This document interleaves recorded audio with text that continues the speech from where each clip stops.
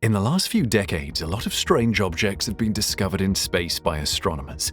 Apart from the planets in our solar system, astronomers have catalogued several odd phenomena.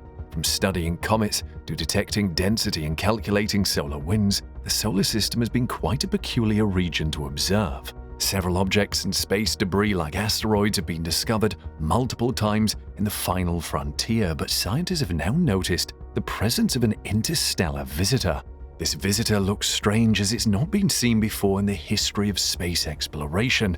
The discovery of this interstellar visitor is set to change our thoughts about the universe, hence why scientists are puzzled by this development and have proceeded to find out more about it. What is this mysterious interstellar visitor, and how did it find its way into our home galaxy? Join us as we explore how scientists discovered a mysterious interstellar visitor. On the 14th of October 2017, a strange cosmic object flew past our planet with no one noticing it. About 5 days later, this object was accidentally discovered when it was traveling out of the solar system. It was spotted by Robert Werrick, a postdoctoral researcher at the University of Hawaii Institute of Astronomy. He discovered the interstellar object with a panoramic survey telescope and rapid response system (PAN-STARRS) during its nightly search for near-Earth objects for the National Aeronautics and Space Administration. After spotting the moving object, Werrick checked the PAN-STARRS image archive and found the moving object in the previous night's images. Although it wasn't initially identified, Werrick gathered all the information and submitted the pictures to the Minor Planet Center.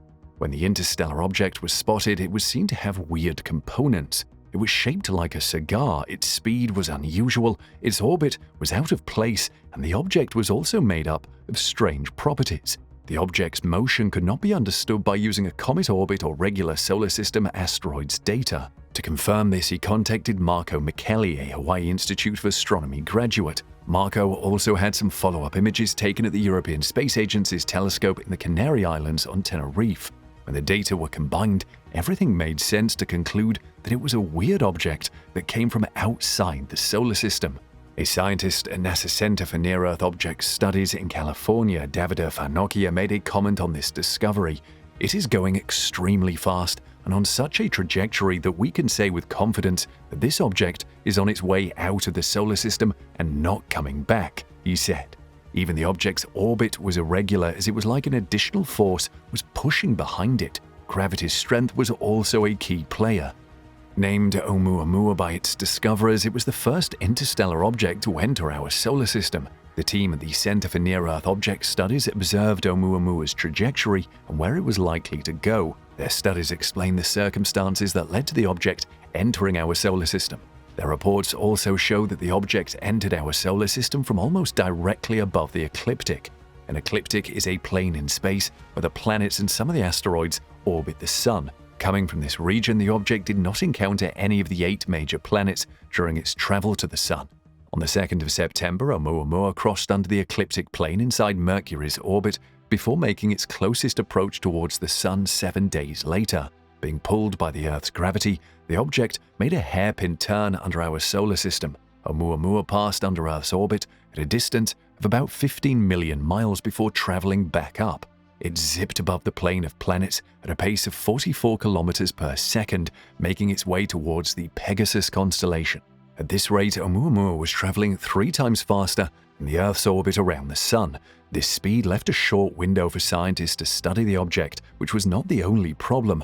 Oumuamua also appeared too small and dim to be detected, as it had already flown past our planet by the time it was discovered.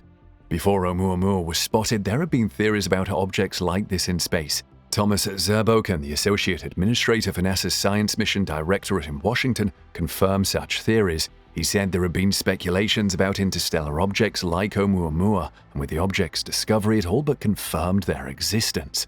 As there was a short time left to study Oumuamua, telescopes worldwide were called into action to observe the color, brightness, and orbit.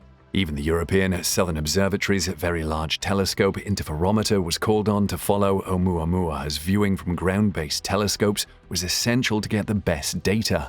Images from the European Southern Observatory's telescope were combined using 4 different filters with those of other large telescopes. From there, a team of astronomers discovered that Oumuamua varied in brightness by a factor of 10 as it spins on its axis every 7.3 hours.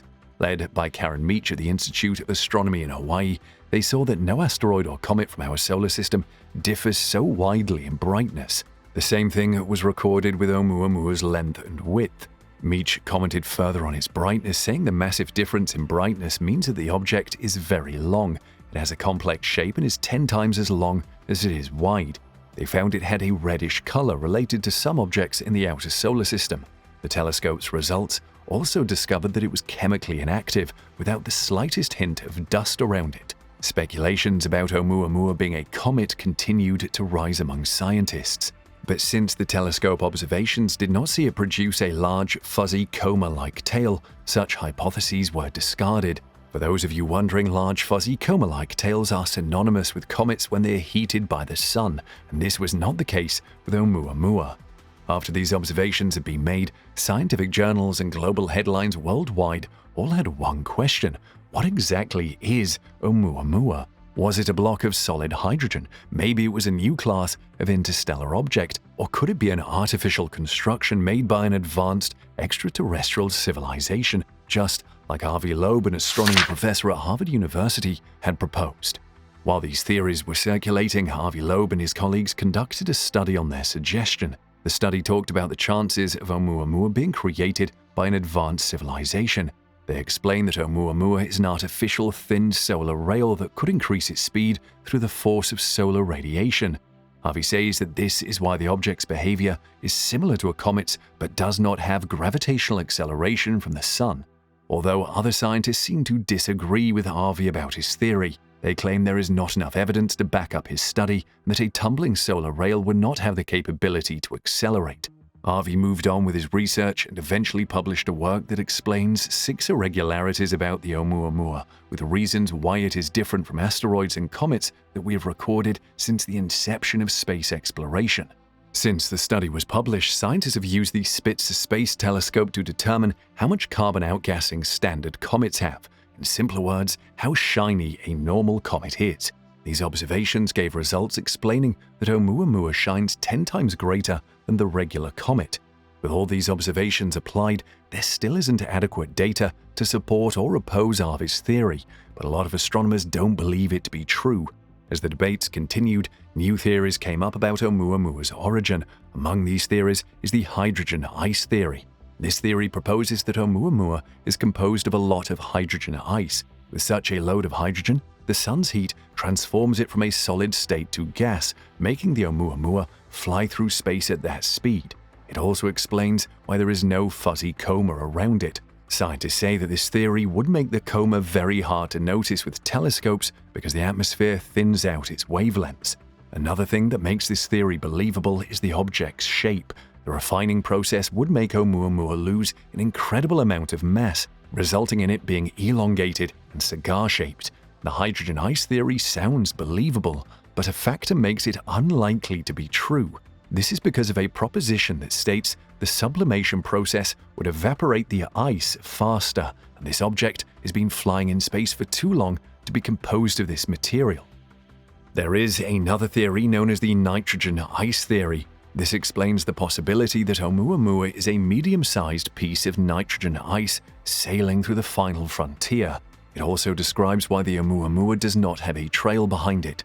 Nitrogen ice could have originated from Pluto, a planet that used to be part of our solar system but is now regarded as a dwarf planet. Supporters of this theory propose that a fragment of an exoplanet broke off and fell into our solar system. They also explain that the nitrogen ice could survive 5 million years in space and can show sunlight, which explains why the object is gleaming.